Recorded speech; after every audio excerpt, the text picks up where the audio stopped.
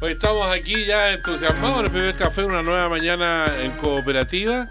Estamos contándole también que un Santiago que está un tanto fresco, estamos con 10 grados de temperatura, 94% de humedad ambiente, por eso siente la gente un poco más frío por la alta humedad. 26 grados se anuncian para hoy y le vamos a pedir a los panelistas que vayan sacando el paraguas, el impermeable, porque parece que chubascos y precipitaciones vamos a tener el fin de semana. Qué bueno. Dicen que viene lluvioso. El invierno, sí. Yo vi unas hormigas muy activas el otro día y me dijeron que cuando las hormigas andaban activas predecían un invierno lluvioso. Hoy podríamos hablar algún día de las hormigas. Si la sociedad fuera como las hormigas, andaría mejor, más equilibrado, ¿no? Uy, habría muchas guerras. Sería sin libertad, pero la verdad es que son de los grandes insectos más sociales del mundo. La capacidad que tienen de organización es increíble. Nosotros lo superamos porque hay un libro de supercooperadores, se llama, que parte a partir de las hormigas. Nosotros lo superamos por el lenguaje, pero la organización de las hormigas es una cosa a mí lo de la hormiga no me gusta nada. La hormiga tiene una reina, las mamás son todas obreras. No, te digo, no hay libertad, por eso. Así que claro. Hay una película con la voz de Woody Allen, claro, que la hormiguita tiene crisis de existencia porque no quiere ser obrera, y va al psiquiatra. Bueno, eso no existe. Eso, o sea, esta apología de las hormigas me acuerda de ¿cómo se llama el libro de Huxley? Mundo Bravo, Nuevo Mundo, sí. Claro. En que le daban píldora a la gente para que fueran todos obreros y se quedaran tranquilos. En ese remanso. Pero que funciona. Era un grupito que dirigía todo. Una sociedad de castas. Claro. Bueno, los señores que están conversando y que ustedes escuchan a través de Cooperativa y también a través de cooperativa.cl son Luis Eduardo Escobar, economista, consultor independiente. Así es, sí. ¿Será tan independiente? Bueno, no, alguien dice que nadie es totalmente independiente, pero no, en estos momentos, por ejemplo, estoy trabajando en un proyecto con Imaginación, consultores, ¿ves tú? Y con otras empresas, y entonces uno, claro, lo que guarda es su libertad de opinión, digamos. Ya, claro. O sea, le gustaría ser menos independiente, entonces. Sergio Mico, abogado, doctor en filosofía, académico del Instituto de Asuntos Públicos de la Universidad de Chile. Yo soy muy dependiente. ¿Sí? De mi mamá y mi papá también. No. Todavía.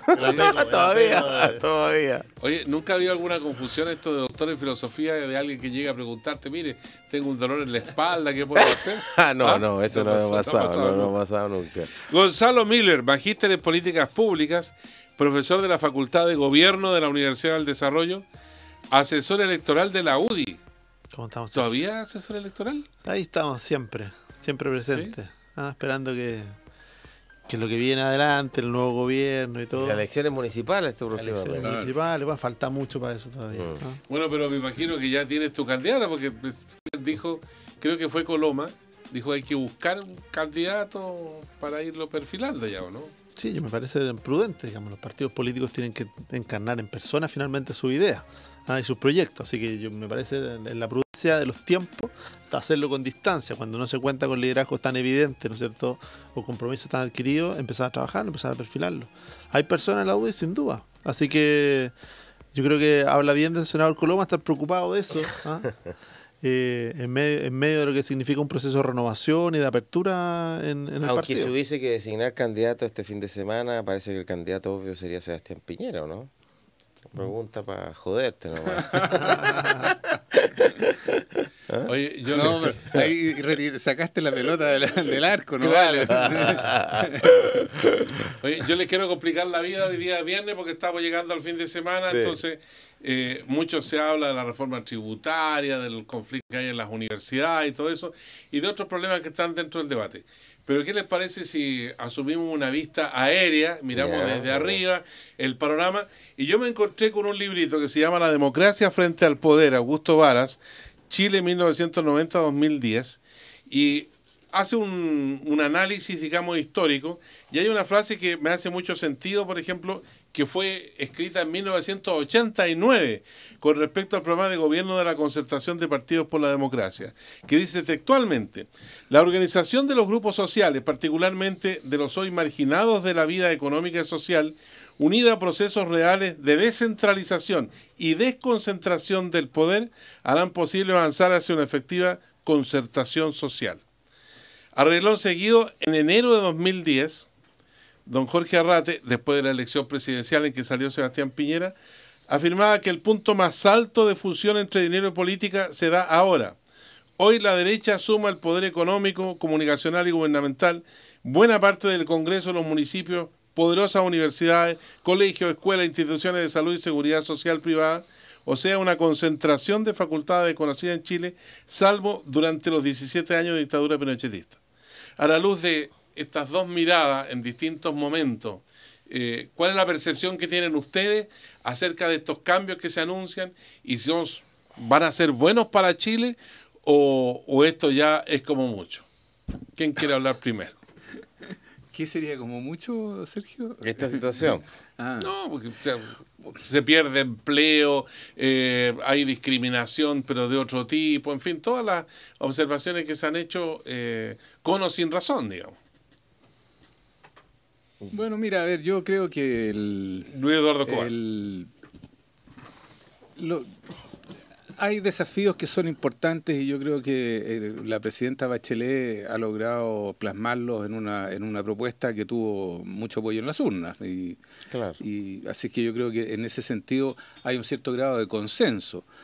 Los desafíos, hay desafíos que son permanentes, o sea, yo creo que la descentralización, por ejemplo, ha sido un desafío de Chile desde la segunda mitad del siglo XX, por lo menos. Yo era niño chico cuando en la época de Alessandri se empezó a hablar de la necesidad de descentralizar el país y de darle mayor capacidad de decisión a las entonces provincias, ¿no? Y hubo un primer esfuerzo por agrupar el país en lo que hoy día son las regiones. ¿Tú te refieres a 1958, 1964, cuando Chile tenía 25 provincias y las regiones no existían? Exactamente, claro. Y sobre todo a raíz del terremoto y la necesidad de tomar decisiones en terreno, el terremoto de 1960 me refiero, y la necesidad de tomar decisiones en terreno, era muy importante esto de poder devolverle a la gente la capacidad de tomar decisiones, dónde se reconstruían las casas, si acaso las escuelas se hacían igual donde estaban o no, fue la primera experiencia reciente con tsunami, en fin, había un montón de decisiones que tomar y era muy difícil tomarlas todas desde Santiago. Entonces, yo creo que ese ha sido un desafío permanente que nosotros no hemos resuelto satisfactoriamente hasta el día de hoy. Y yo espero que la presidenta Bachelet finalmente pueda crear los acuerdos necesarios, porque sí creo que los acuerdos son necesarios, esto no es con bulldozer ni con retroexcavadora, para lograr eso, ¿no? Así que yo creo que eso es un tema. El otro tema es el tema de la desigualdad. Y la desigualdad en Chile es desde la época de la colonia, digamos, básicamente, digamos, en que llega un grupo de gente que se autoasigna las tierras y se autoasigna hasta las poblaciones existentes en las famosas encomiendas, y de ahí en adelante nosotros hemos tenido un país que es altamente concentrado, como en muchos otros países latinoamericanos. Por eso América Latina es hoy día el continente más desigual del mundo.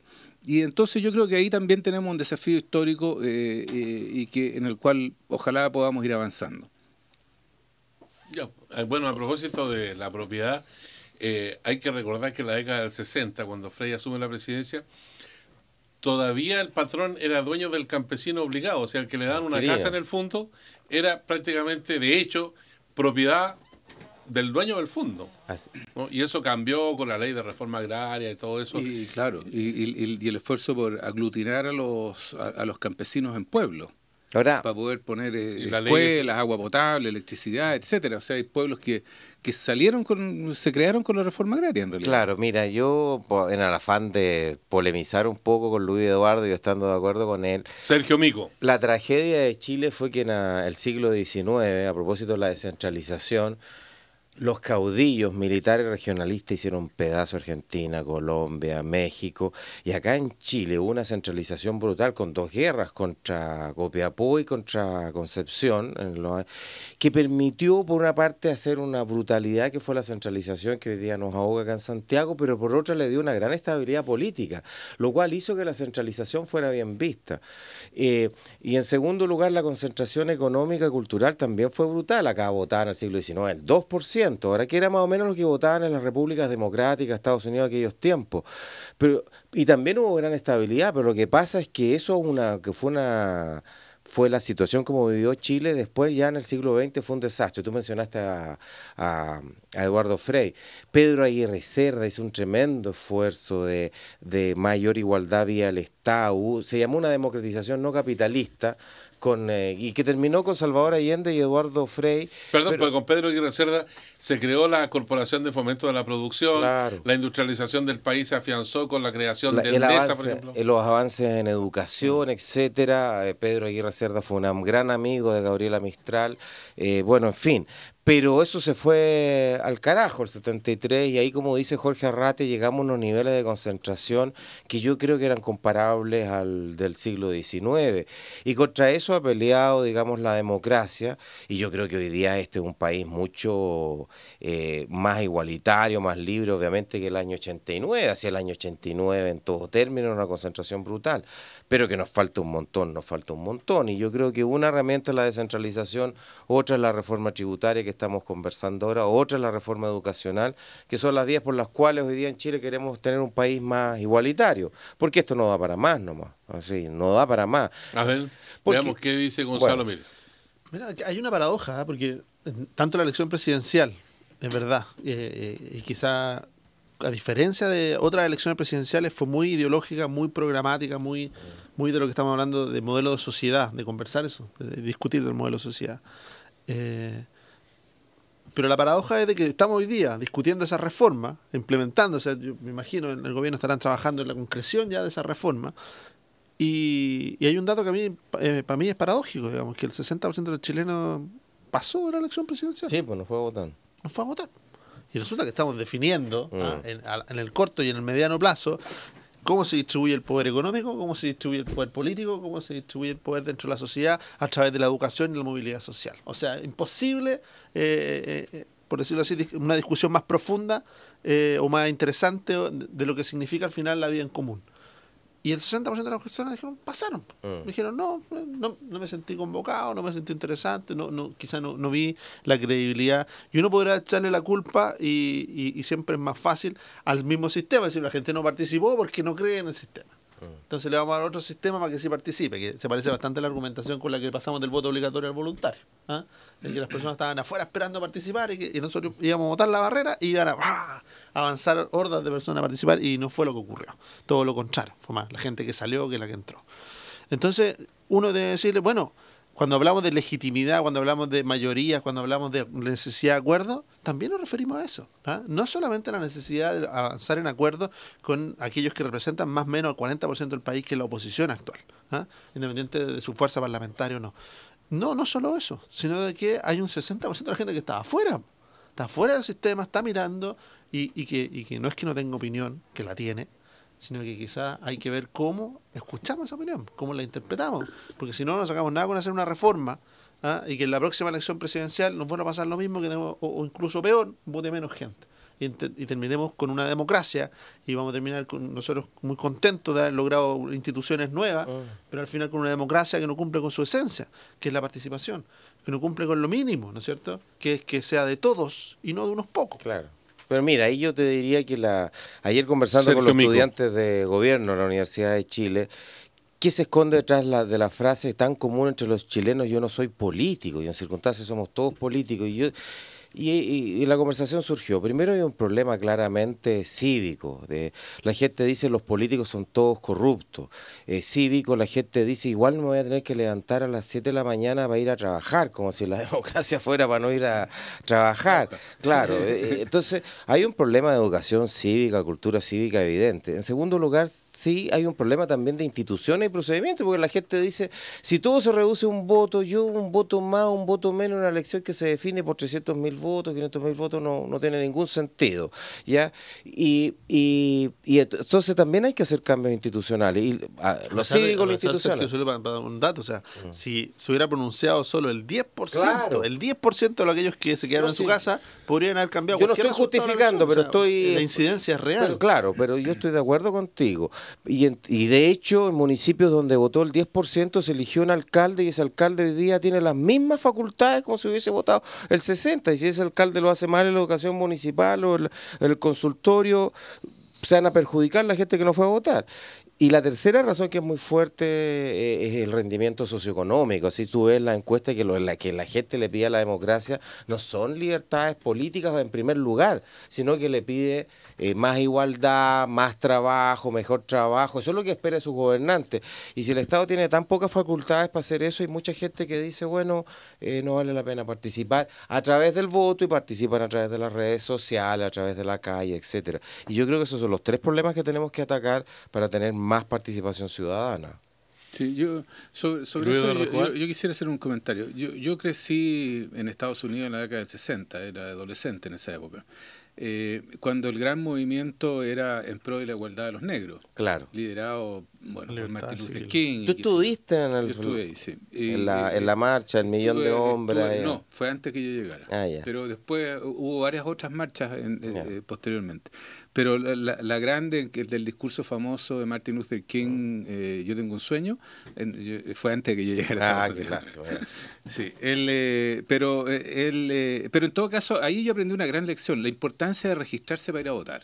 O sea, de participar en las votaciones. En Estados Unidos había una barrera, la barrera era registrarse.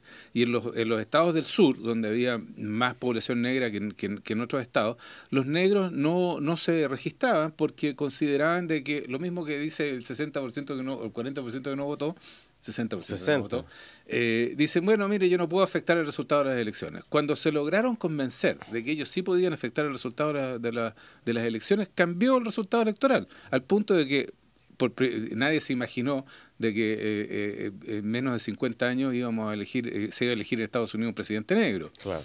Eso simplemente no estaba en el naipe, era una carta que no existía en ese momento. Entonces uno dice, mire, que puede cambiar. La importancia de participar en las elecciones es fundamental, es crucial. Si no, en realidad puede pasar cualquier cosa y los demás eligen por uno. Entonces si uno quiere tener algún grado de influencia sobre cuáles son las soluciones que se van a adoptar, porque finalmente esto requiere leyes, reglamentos, gobiernos, etcétera, que los implementen, es muy importante participar en las elecciones.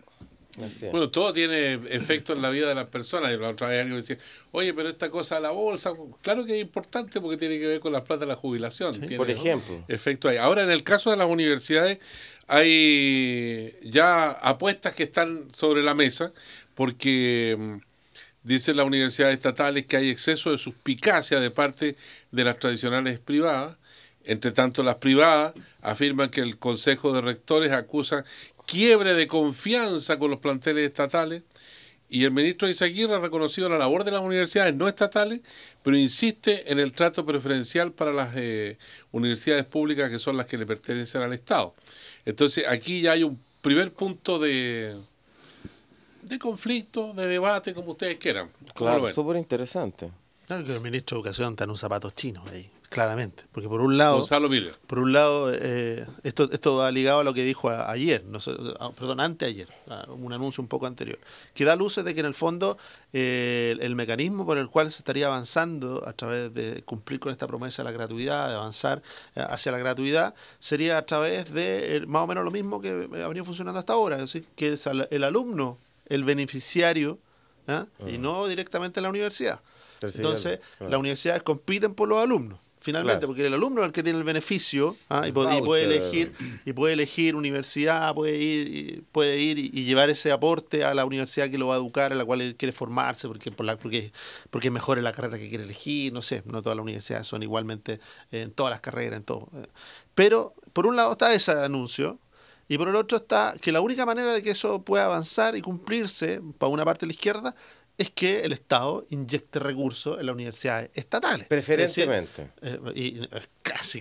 ¿Por qué? Porque lo que tiene que hacer es compensar de que hoy día, si se anuncia eso, es una mala noticia. El primer anuncio es una mala noticia para muchas universidades estatales. Que no para la Universidad de Chile, pero sí para muchas universidades estatales de regiones que no compiten en calidad, no compiten en nada respecto de otras universidades privadas tradicionales y privadas, nuevas privadas.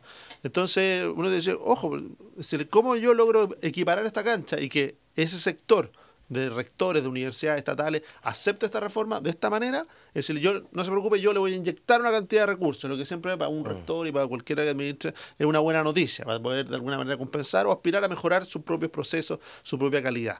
Pero eso provoca un nivel de desigualdad. Es decir, ¿por qué se asegura? Y en eso el rector Sánchez de la Católica tiene un punto. La Católica hoy día está, si no es la mejor universidad del país, está peleando con la Universidad de Chile por serlo. ¿Ah? Entonces, ¿por qué yo quedo desplazado del acceso a investigación, del acceso a recursos, para beneficiar a otras universidades que quizás son muy distantes en calidad? Y que en general puede ser incluso que ni siquiera estén atendiendo a grupos vulnerables, que también uno puede decir, mira, no están en la pelea de la calidad, pero sí están atendiendo. Hay algunas que no están en ninguna de las dos. Y de hecho hay algunas de esas universidades estatales que han protagonizado escándalos peores incluso que los que hemos visto y que han motivado el cierre de universidades Universidad privadas. del Mar? ¿Sí? Claro, pues eso, no hay que recordar. No hay que ir muy para atrás, digamos. La UTEM tuvo en un problema grave cuando hablamos ¿se acuerdan de la carrera de criminología? Sí. Que fue una de las estafas más grandes que hubo en este país en el ámbito educacional, protagonizada por una universidad estatal. Entonces, cuidado con los prejuicios, que al final lo que los estudiantes y las familias entienden por la promesa es de que por un lado se va a mantener la capacidad de los alumnos de elegir la universidad en la que se quieren formar, y por el otro, las universidades estatales sienten que en esa elección están corriendo con desventaja. ¿Quieren hacer una pausa para respirar, reflexionar? Sí, hagamos una pausa. Ya. Sí, ¿hay otro café o no? Otra ronda. Las galletas están muy dulces, necesitamos unas que sean más como fin de semana. Este es el primer café, una nueva mañana en Cooperativa. Estamos conversando con Luis Eduardo Escobar, Sergio Mico, Gonzalo Miller. Volvemos en un instante aquí, siempre, en Cooperativa.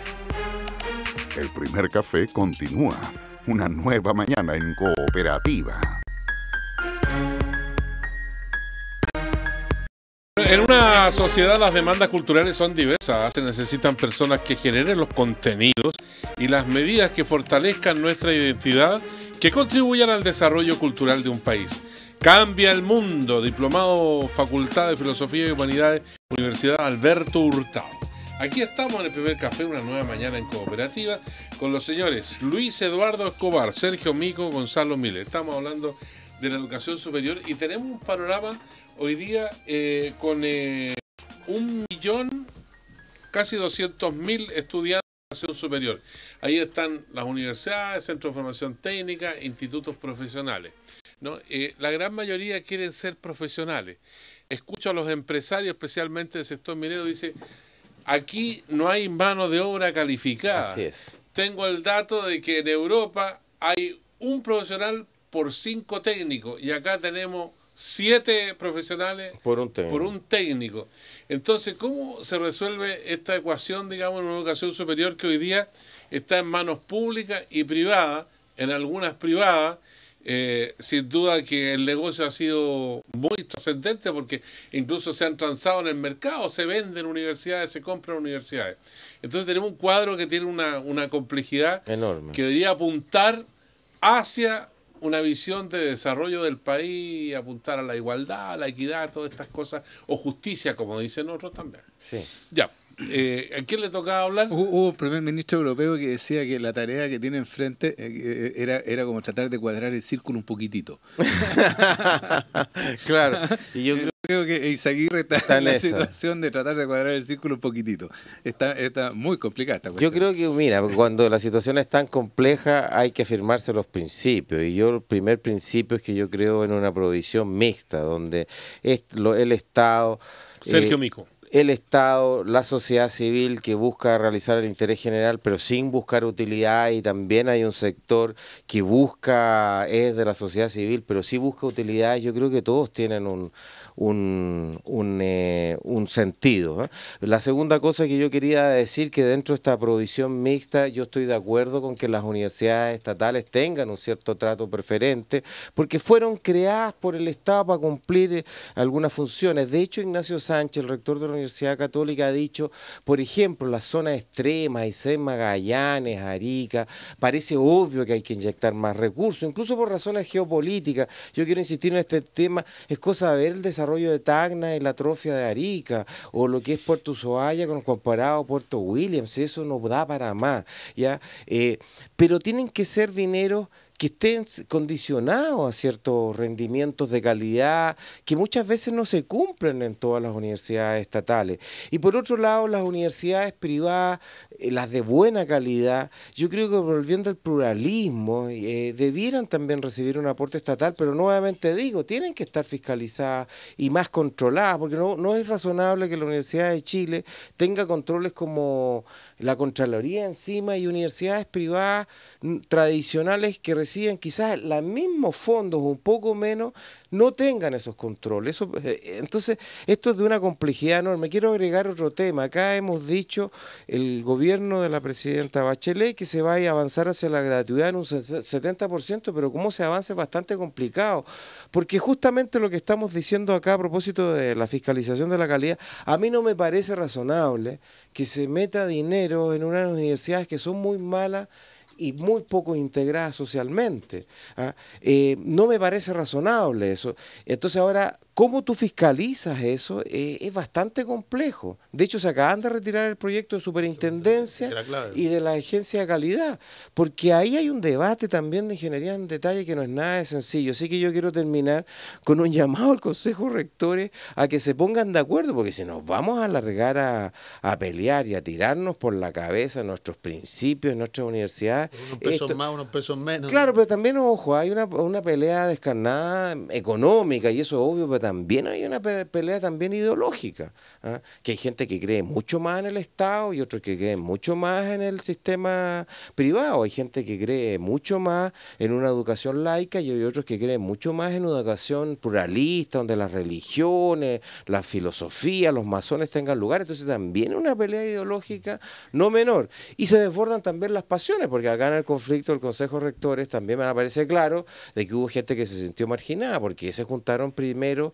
con las estatales, porque presentaron ese documento, si nosotros no fuimos consultados recién el miércoles, y bueno, entonces es de una complejidad muy grande y ahí yo pediría también más prudencia y sabiduría, porque hoy día se reúne el Confeche este fin de semana, y si tú lees la prensa hoy día, obviamente entre los estudiantes también está esta división, y yo no veo factible políticamente partir por la gratuidad en las universidades estatales, porque lo que decía Sergio, ¿qué va a pasar con los estudiantes de los centros de formación técnica, los institutos profesionales y las universidades privadas no tradicionales o las universidades privadas en general, saliendo a la calle diciendo ¿por qué no me dan la gratuidad a mí y sí a las estatales? Yo creo que eso es políticamente insostenible. ¿Les doy otro datito? ¿Cuál es? El chorro de plata que estamos perdiendo en la educación superior es impresionante. ¿Y saben por dónde? ¿Por dónde, Sergio? Por los estudiantes que entran a la educación superior, pero no terminan.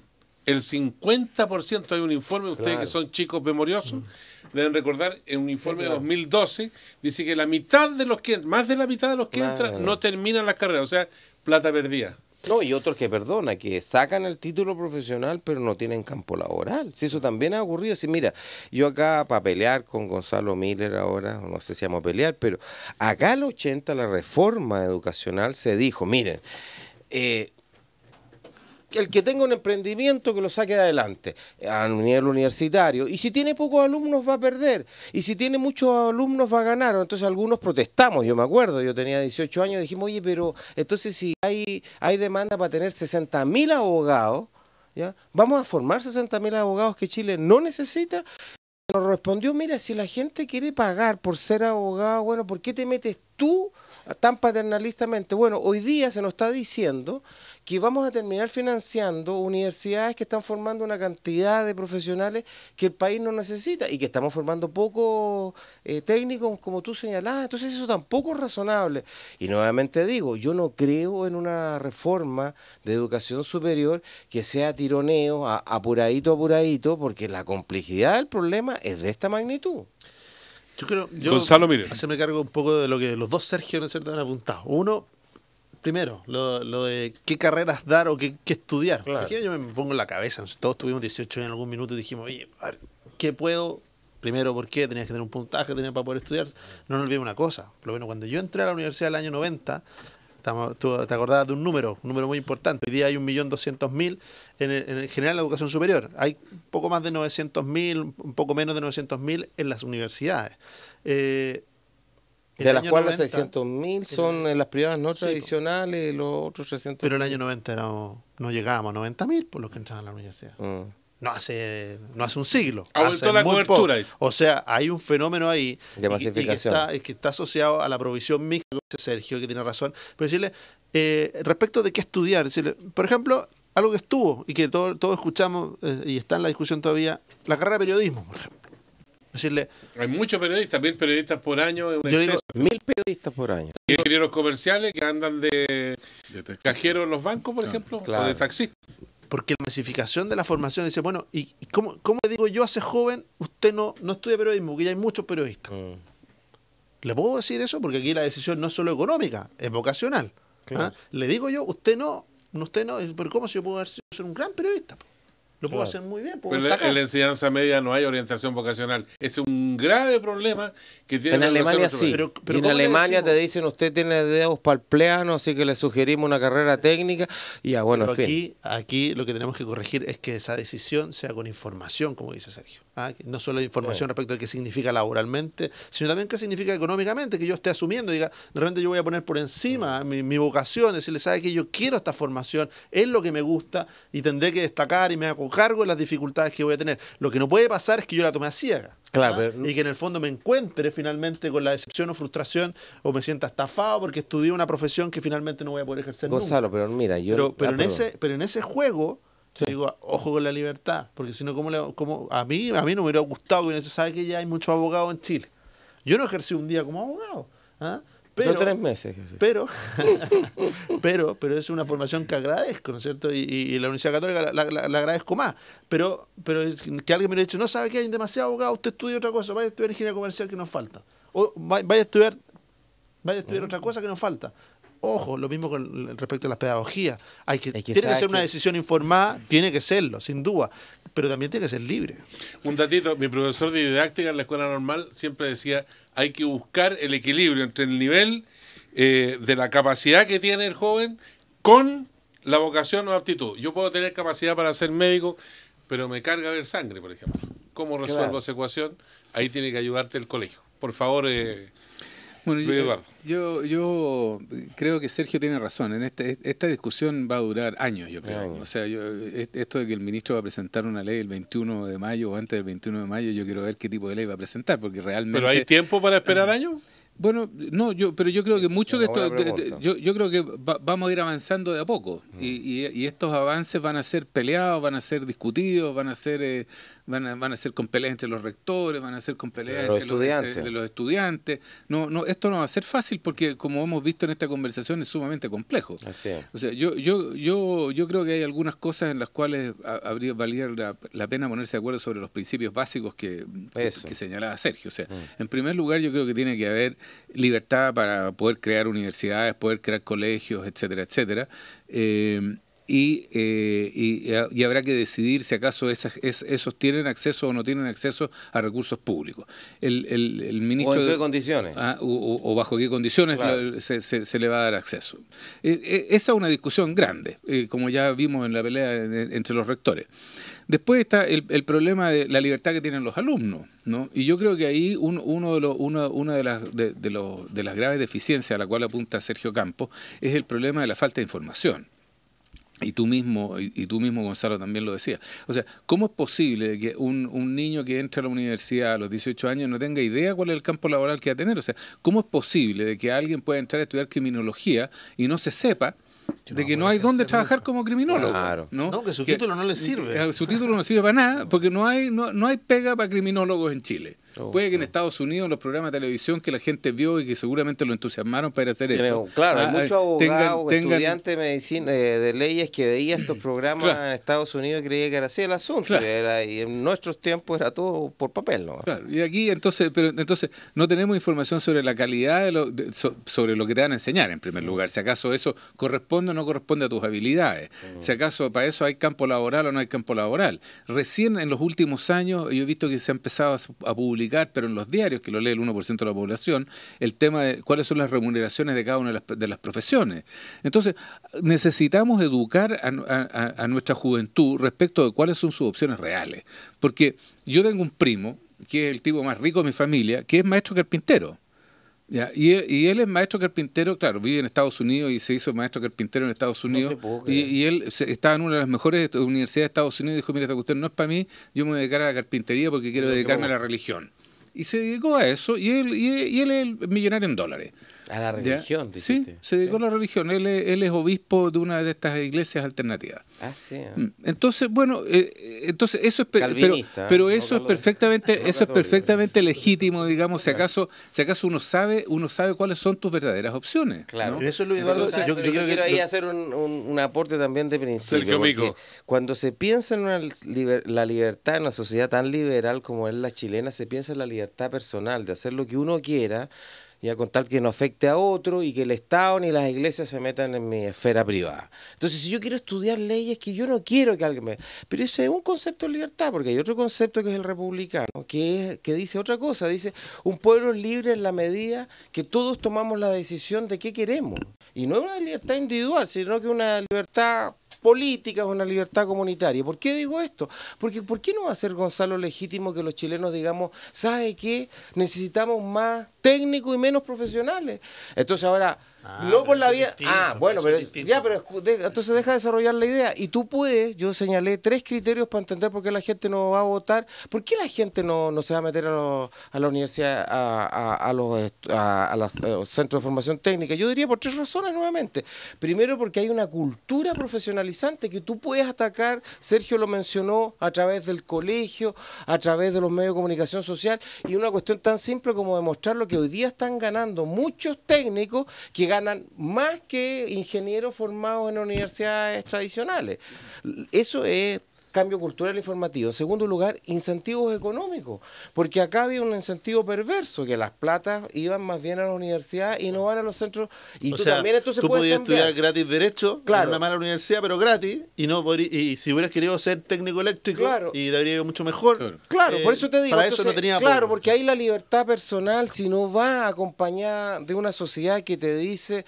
Por acá van los proyectos, por acá van los recursos, yo creo que es una libertad que para la gente más pobre muchas veces es falsa. Entonces, y la tercera cuestión, también cambios políticos, es decir, leyes, instituciones que induzcan en una línea y no notan. Mira, a mí que haya un grupo de burócratas públicos que digan, ¿sabe qué? Esto es lo que necesitamos. A mí, claro, eso supone unos burócratas públicos semidioses, ya que pueden ver el futuro, que ven las demandas de la gente. Yo no creo en eso, pero yo sí creo que tú puedes dar indicaciones del sector público y que la sociedad oriente. Y eso se puede hacer. Es más, yo creo que debemos hacerlo. Yo creo que en eso estamos de acuerdo, Sergio. Ya, yo creo Oye, hay una frase que me quedó sonando a mí del 2011, que la tengo anotada acá, que dijo un rector de una universidad, dice, ¿y para qué van a la universidad si es que no pueden pagarla? Es una buena reflexión esa, ¿no? No, yo no estoy de acuerdo con eso. Van a una universidad porque tienen vocación, van a una universidad porque Chile necesita avanzar en su capital humano avanzado, valga la redundancia. Entonces, yo vuelvo a insistir, ahí ya no es solamente la libertad personal la que se está invocando, sino que además la libertad personal pasa a depender de los ingresos económicos. ¿Qué te parece a ti, Gonzalo Pérez? No sé el contexto en que se dijo, pero porque obviamente nosotros tenemos que tener un sistema, con el apoyo económico para los estudiantes, menos recursos. Una educación superior, una educación los que no tienen plata superior, no pueden estudiar en la universidad. Por eso, Sergio, yo terrible. creo que nosotros necesitamos un sistema de educación superior donde los talentos se aprovechen, no solo porque benefician a aquellos que los poseen, sino porque benefician a la sociedad y que tengan acceso. Y por eso, no nos olvidemos una cosa, hoy día estamos en el 60% de gratuidad. En eso estamos hoy día. Vamos a avanzar al 70% con una promesa de llegar a la total gratuidad. Todavía no sabemos si lo que se escuchó en la campaña era que eran en 6 años. 60 porque las becas hoy día el 60% de gratuidad. No, como se mide la gratuidad, no es que el 60% de los actuales alumnos sea gratuito. Tampoco de que sea el 70% hacia donde vayamos a avanzar, sino que de la población, del 60% más pobre, tiene gratuidad en la educación superior. Pero tiene un problema, pero asumen créditos, porque después... No, de beca, 60% gratuidad. Después crédito. Pero ese 60% tiene becas y por lo tanto tiene gratuidad. El problema de ellos es distinto, es de acceso. Ellos no están llegando a la universidad. Y hay un punto cuando se habla de la gratuidad y uno tiene que tratar de mirar nuestro barrio, el contexto, decirle, ojo, porque dice, gratuidad en las universidades estatales. Perfecto. Normalmente la gratuidad en las universidades estatales va asociado a ¿qué? A que no hay selección. Es decir, que cualquiera se puede inscribir. ¿Por qué? y tenemos unos primeros años, como en Argentina, claro, ¿no es cierto? Bueno. Tenemos unos primeros años en Argentina donde hay 500 personas sentadas en la sala de derecho primer año. Así, y los 500 primeros que llegan. Y resulta que lo que los alumnos saben, es que la sala de segundo año tiene 100 sillas nomás. ¿Ah?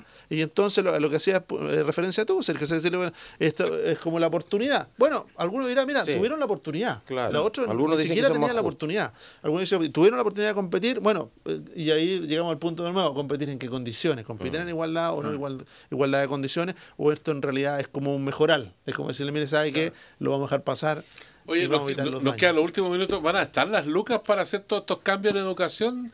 ¿Cómo ves la actitud? Sí, yo leí el libro de Mario Weisbrot de Cambio de Rumbo, Sergio donde Pico. Él dice que para que tengamos una educación inicial, básica y media integrada socialmente y de calidad, para que justamente en cuarto medio toda la gente con talento pueda optar a lo que quiere estudiar, se requieren 8.000 millones de dólares, que es toda la reforma tributaria. Y si tú quieres hacer gratuita la educación superior, se requieren 4.000 millones de dólares más. Sí. Entonces yo para serle franco, yo creo que esto va a ser muy gradual y hay que especificar muy bien esto.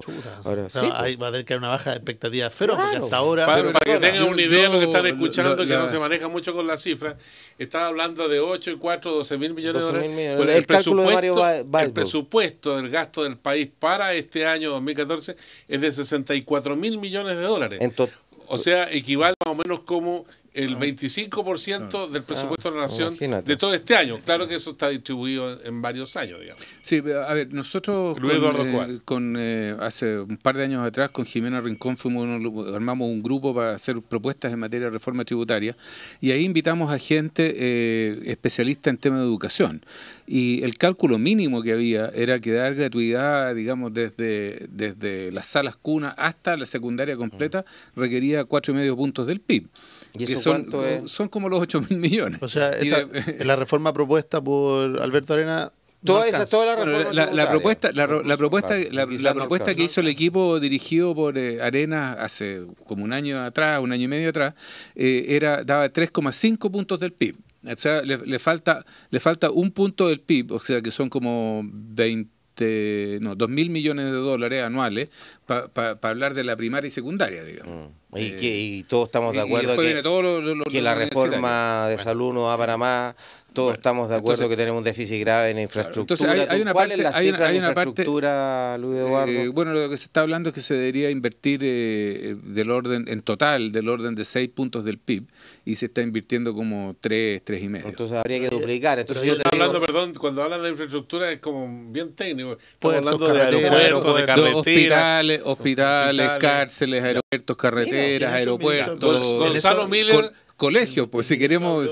Gonzalo Miller tiene el minuto final. No, sorteado. Rífalo primero.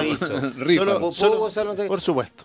Mira, las universidades se tienen que transformar las tradicionales. Hay elecciones en la Universidad de Concepción, hay un gran rector. Segunda vuelta. Sí, la Banchiqui es un gran rector, pero ya 16 años, es que le quiero hacer campaña a Carlos Saavedra, que son las nuevas generaciones.